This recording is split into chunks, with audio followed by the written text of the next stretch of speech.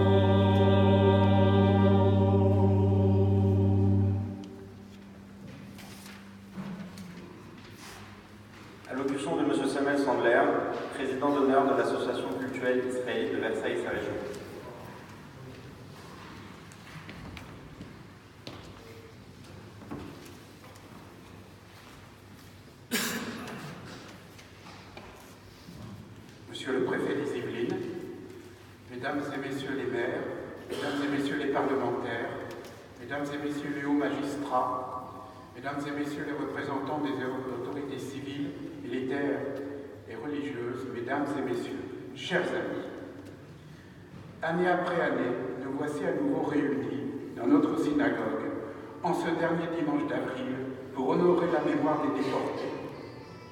6 millions d'hommes, de femmes et d'enfants de toute l'Europe ont été envoyés vers les camps de la mort parce qu'ils étaient de religion juive.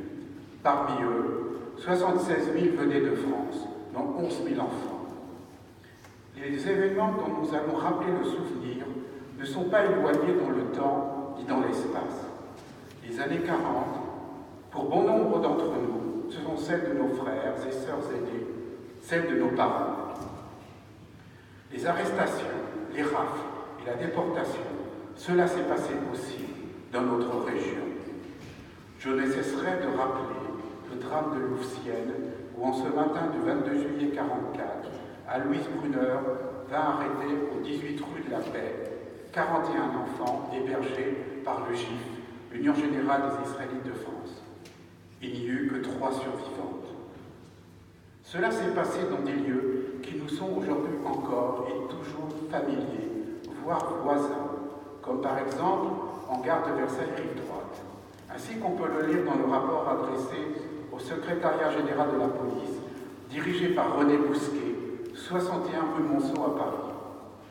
Le 12 septembre, à Saint-Rémy-les-Chevreuses, terminus de la ligne de Sceaux, aujourd'hui appelé le RER B, et à Versailles, gare Rive-Droite, le contrôle a été assuré par la police française.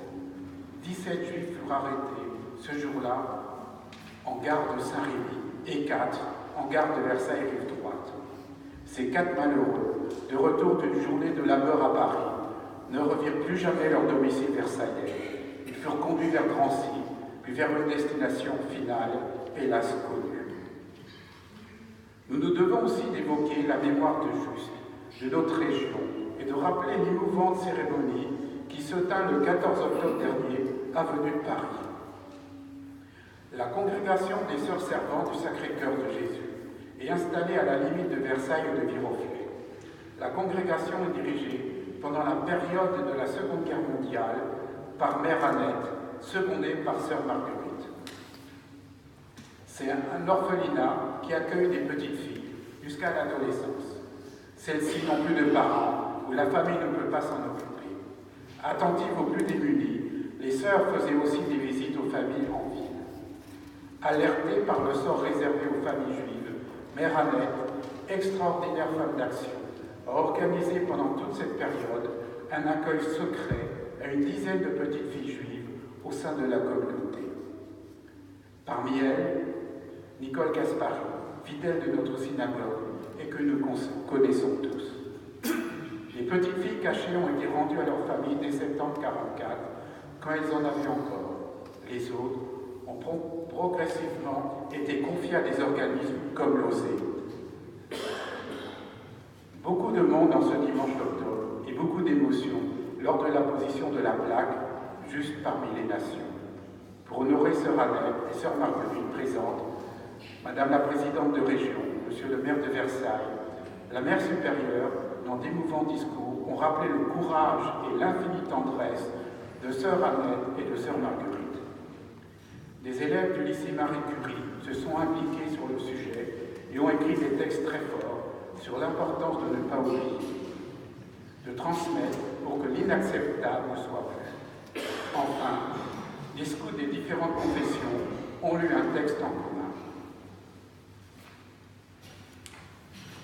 Cependant, rappelle Simone Veil, venus de tous les continents croyants et non-croyants, nous appartenons à la même planète, la communauté des hommes. Nous devons être vigilants et la défendre non seulement contre les forces de la nature qui la menacent, mais encore davantage contre la folie des hommes. Hélas, en ce début d'année 2019, ce sont des actes antisémites individuels qui se répandent comme une traînée de poudre. On agresse dans les rues, on tague, on insulte et on profane des cimetières.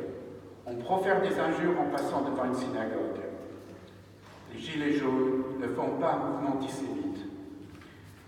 Mais leur caractère hétéroclite, leur imaginaire souvent réducteur de la société française peuvent relancer des discours d'exclusion.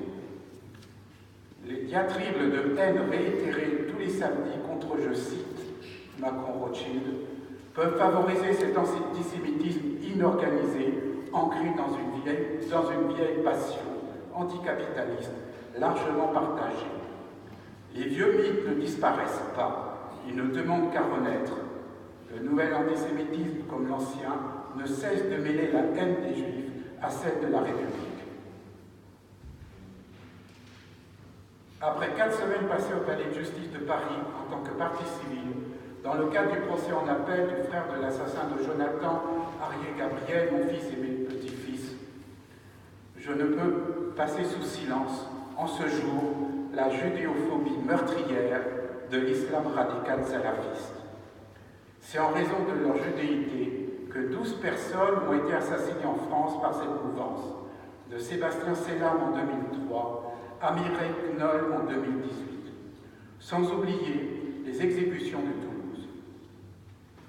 Permettez-moi d'être sensible à l'actualité toulousaine. En effet, l'imam de la grande mosquée de Toulouse, Mohamed Tataï, a été mis en examen pour provocation à la haine ou à la violence, a fait savoir vendredi 21 décembre dernier le procureur de la République de Toulouse. Le parquet avait été saisi le 28 juin par le préfet de Haute-Garonne.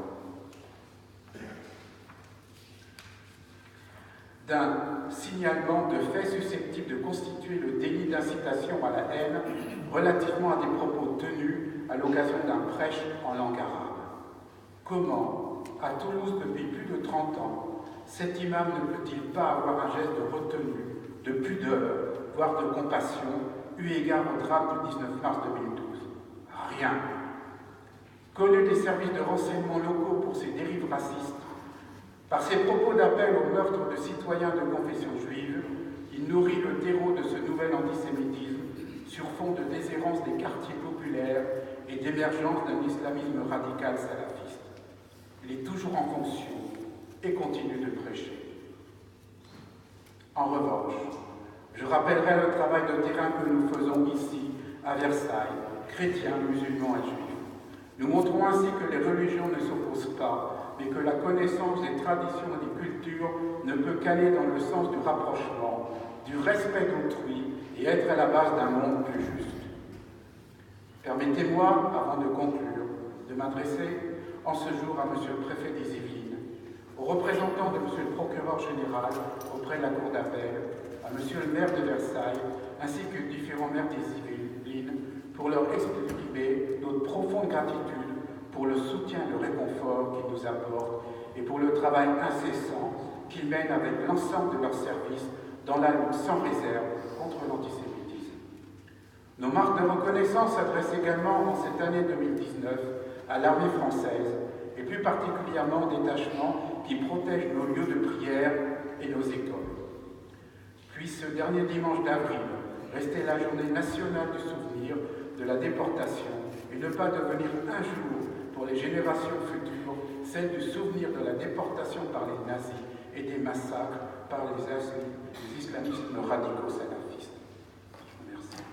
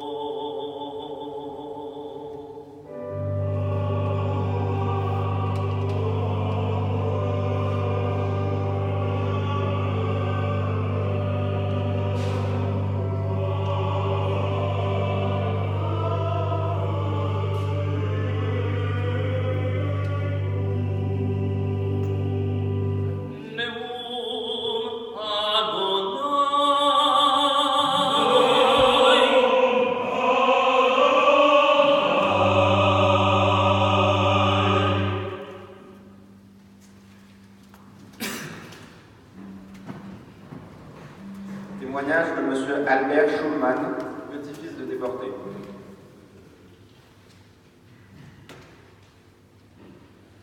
Monsieur le préfet des Yvelines, mesdames les maires, je suis le fils de Maurice Schulman et Michel Rawalowicz est le petit-fils de Abraham Schulman et de Shana London, tous deux Polonais immigrés en France dans les années 20 et qui se sont, pour l'anecdote, rencontrés en France avant de se marier et d'avoir mon père, et donc c'est grâce à eux que j'existe évidemment. Le meilleur et le pire. Le meilleur, juillet 1942, ma grand-mère et mon père habitaient dans le Marais, rue Malher. Ils rentraient chez eux, enfin ma grand-mère et mon père rentraient chez eux au 4e étage de l'immeuble où ils habitaient, et en montant l'escalier, le commissaire de police du quartier qui habitait dans le même immeuble a dit très très fort « Ah ah, on va tous les ramasser cette nuit, ces sales juifs !» Évidemment, il les avait prévenus. Évidemment, c'est injuste, et malheureusement, nous n'avons jamais retrouvé sa trace. Ils se sont donc cachés, mon père et ma grand-mère, cette nuit-là, chez leurs voisins de l'étage du dessous. Ça ne s'invente pas, les voisins s'appelaient les Lallemands. Et ils se sont cachés là, chez ces voisins chrétiens, excusez-moi, je suis vraiment un peu ému. C'est la première fois que je témoigne sur ce passé. Et en se cachant là, ils ont échappé à la rafle. Ensuite, ils ont pu fuir, aller à Annemasse, en Suisse, ont rencontré beaucoup de Français, juste, qui les ont cachés au péril de leur vie et qui ont fait qu'aujourd'hui je peux témoigner devant vous. Ça, c'était le meilleur. Le pire, c'est mon grand-père qui était peintre en bâtiment, qui revenait d'un chantier quelques jours plus tard, parce que la rafle n'a pas duré que 2 jours. On a continué dans les jours qui ont suivi à attraper des juifs. Il a été arrêté dans la rue à quelques mètres de chez lui et envoyé à Drancy, puis à Auschwitz, où il est mort. Le pire, c'est qu'il y est mort. Le meilleur, c'est qu'il y est mort rapidement de maladie. Il n'a pas donc eu la malchance de connaître les chambres à gaz. Donc le meilleur et le pire. Ce qui nous reste de cette période-là, c'est une lettre que mon grand-père avait envoyée de Drancy à mon père et à ma grand-mère, que nous avons gardée en yiddish. Alors, le yiddish a cette particularité que ça s'écrit comme de l'hébreu, mais que si vous n'avez pas l'origine exacte de la ville de celui qui l'a écrit, vous n'êtes pas capable de le traduire correctement. Le yiddish de Pologne et de Hongrie n'est pas le même, le yiddish de 2 villes de Pologne ne sont pas les mêmes non plus. Donc ça a été très compliqué à traduire. Et donc on a bien sûr remis cela au mémorial de la Shoah, l'original, regardez une copie de ce cadre en témoigne. Le meilleur et le pire, dans un monde qui se remplit d'obscurité, porter la mémoire, ça veut dire porter un peu de lumière dans un monde de plus en plus sombre, et évidemment tous ceux qui sont là sont des porteurs de lumière. Vous commémorez tous les ans, et je vous en remercie tous, vous commémorez tous les ans le fait qu'il ne faut pas éteindre cette lumière d'espoir, comme quoi l'humanité, qui fait le meilleur et le pire, est aussi capable du meilleur, et pas du pire. Et donc pour ce ça, je voulais vous remercier. Merci.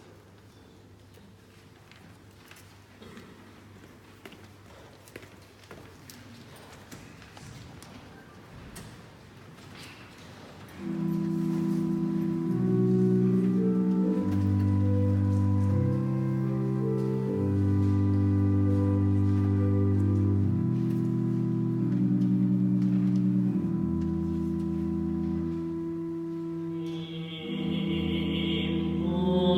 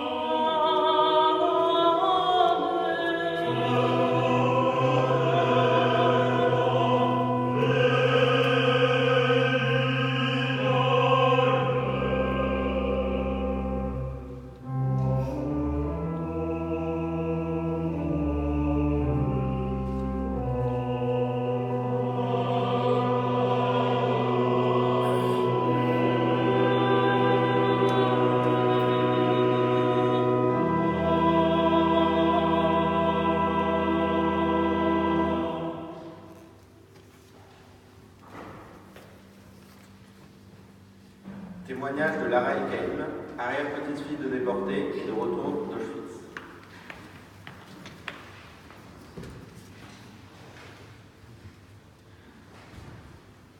Je crois qu'on ne décide pas de visiter Auschwitz par hasard. On y arrive avec une histoire, la sienne, celle de sa famille, celle de son peuple. Franchir le portail Arbeit-Markt-Frei, fouler le sol d'un camp de concentration et d'extermination, ne ressemble en rien à un moment ordinaire. Auschwitz est difficile à raconter. Ce fut pour 6 millions de Juifs la mort dans l'horreur, l'inhumanité et l'isolement. J'ai un moment hésité à témoigner de ce que j'avais pu affronter en y allant, mais j'ai compris qu'Auschwitz est aussi le début d'un chemin, celui où l'on devient soi-même un porteur de mémoire, qui a vu et qui peut raconter à son tour. Auschwitz révèle ce que l'homme a de plus innommable en lui. Auschwitz vous jette en pleine figure de l'horreur, de la douleur, de la honte, de la culpabilité, de la cruauté et tant d'autres sentiments qui m'ont submergé. Nous avons d'abord traversé Birkenau et rien, absolument rien n'aurait pu m'y préparer. J'ai lu les livres, j'ai écouté ma mère me décrire ses précédentes visites, mais le choc reste immense. Plus particulièrement l'immensité de ce camp. C'est si grand qu'on n'en voit pas le bout. On marche, et les baraquements succèdent aux baraquements, les ruines aux ruines, les barbelés aux barbelés. À ce moment précis, je ne peux qu'imaginer marcher dans les pas de mes arrière-arrière-grands-parents, dans ceux de jeunes filles de mon âge, d'enfants et d'âmes qui n'ont jamais mérité ça. J'imagine la peur, le froid, l'angoisse, l'émotion est à son comble. Je me dis que je me dois de continuer de marcher pour eux, mais je suis complètement figée face à ces allées boueuses et caillouteuses, pleines de flaques, avec de chaque côté de l'herbe, et ces blocs, construits avec une régularité à en faire peur. Mais surtout, je reste sans voix, car ce sont 4 crématoriums et seulement 90 000 déportés survivants à l'été 1944 et plus d'1 million de morts. J'ai été bouleversée par cette véritable machine à tuer. Plus j'avance et plus je me dis que des êtres humains, comme on en rencontre tous les jours, vous et moi, ont réfléchi méthodiquement à une manière si cruelle d'éliminer un peuple. Sur la rampe, tout proche d'ici, les hommes, les femmes, les enfants, brutalement débarqués des wagons, étaient sélectionnés en 1 seconde, sur un simple geste, s'arrogeant ainsi le droit de vie ou de mort sur des centaines de milliers de juifs. Je pense à eux et je souffre. Je tiens la main de ma mère à ce moment précis, accrochée à elle, car rien que d'imaginer que l'on peut séparer un enfant de sa mère me transperce. J'ai été frappée par la visite des baraquements, où les détenus étaient censés se reposer pour quelques heures par jour. Chacun d'eux pouvait héberger jusqu'à 700 détenus à la fois, parfois plus, nous informe la guide, avec 4 personnes dormant à chaque étage d'un chalet. Lorsque j'ai vu ces planches de bois, j'ai réalisé que l'homme avait été réduit plus bas que terre. J'ai compris cet anéantissement psychologique, celui qui vous fait perdre l'espoir, celui qui vide l'esprit. Imaginer l'hiver polonais dans ces conditions est insupportable.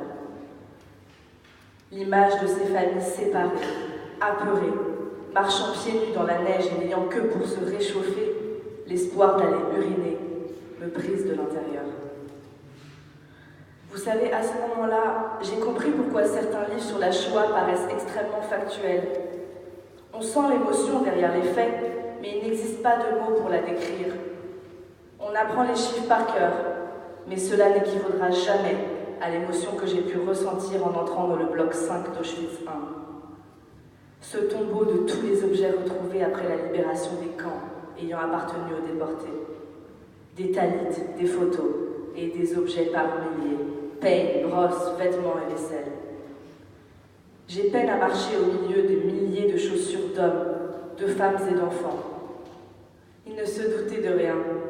Lorsque l'on voit ce qu'ils avaient pris dans leurs valises pouvaient pas imaginer qu'une atrocité pareille les attendrait.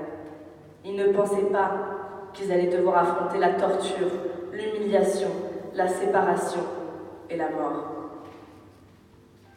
J'ai hésité à rentrer dans le dernier crématorium non détruit. Avant de franchir la porte, j'ai demandé à ma mère pourquoi il n'était pas détruit. Pourquoi gardions-nous une trace d'une telle machine à mort?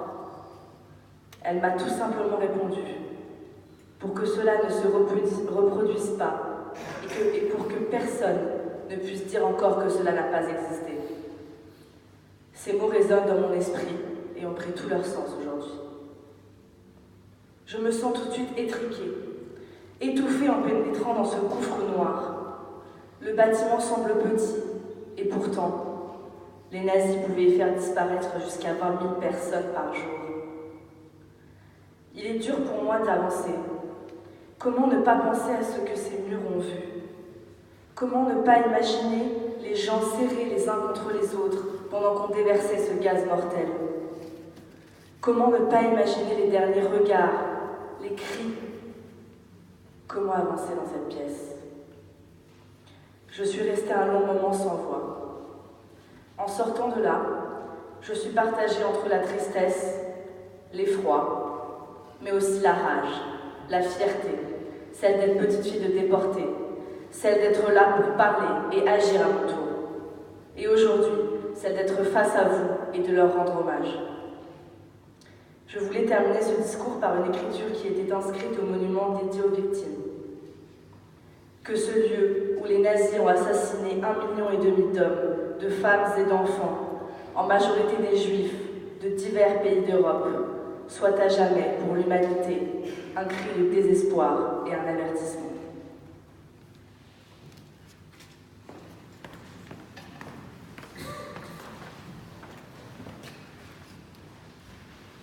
Ouverture de tabernacle par M. Vogelsinger. Je vous prie de bien vouloir vous lever.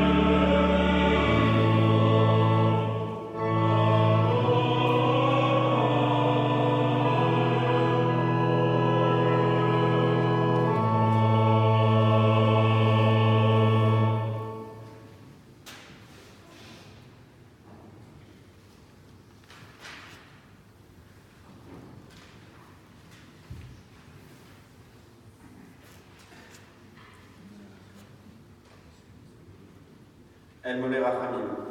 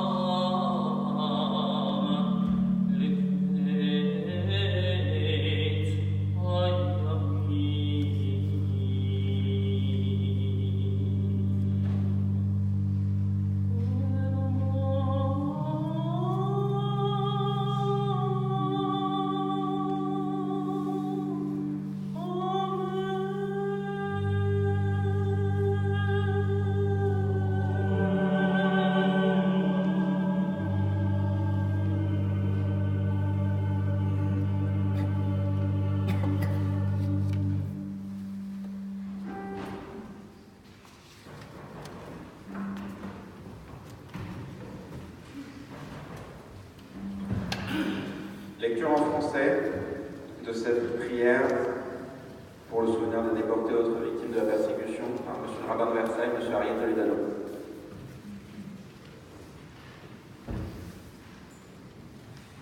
Dieu plein de miséricorde, soutien des veuves et des orphelins, veuillez accorder de votre céleste résidence un repos parfait, près de ton trône divin, dans cette demeure resplendissante comme l'éclat du firmament, dans cette habitation suprême où séjournent les saints et les justes qui ont vécu ici-bas selon ta sainte volonté. À nos chers et regrettés frères et sœurs, déportés, torturés, massacrés, fusillés, brûlés, à cause de leur attachement au peuple d'Israël, et qui sont morts en martyrs dans les camps d'Auschwitz, Birkenau et les autres camps de la mort. Du sein de leurs affreuses souffrances, ils sont de glorifier le nom d'Israël et son noble idéal. Puissent leur souvenir et leur exemple rester toujours vivants dans notre cœur, et leur mérite intercéder en notre faveur. Puissent-ils constituer un modèle pour tous ceux qu'ils ont aimés et qui pleurent leur disparition. Puissent les âmes de nos inoubliables frères et sœurs déportés être recueillis sous ta divine protection et jouir près de ton trône de la béatitude éternelle. Amen. Prière pour la République française. Cette prière est lue tous les samedis matins à l'office de Shabbat, ici même à la synagogue de Versailles. Dieu éternel, créateur et maître de l'univers, la force et la puissance t'appartiennent, par toi seul tous élèves et tous affermis. Bénis et protège la République française et le peuple français. Amen. Que la France vive heureuse et prospère, qu'elle soit forte et grande par l'union et la concorde, et conserve son rôle de la réunion au sein des nations. Amen. Éclaire ceux qui président au destin de l'État, afin qu'ils fassent régner dans notre pays la paix et la justice. Amen. Que la France, berceau des droits de l'homme, défende en tout lieu et en tout temps le droit et la liberté. Amen. Que l'Éternel accorde sa protection et sa bénédiction aux soldats et nos forces de l'ordre qui s'engagent en France et partout dans le monde pour défendre la France et ses valeurs, les forces morales, le courage, la ténacité qui les anime sont notre honneur. Amen. Accueille favorablement nos vœux, que les paroles de nos lèvres et les sentiments de notre cœur trouvent grâce devant toi, ô Éternel, notre Créateur et notre Libérateur.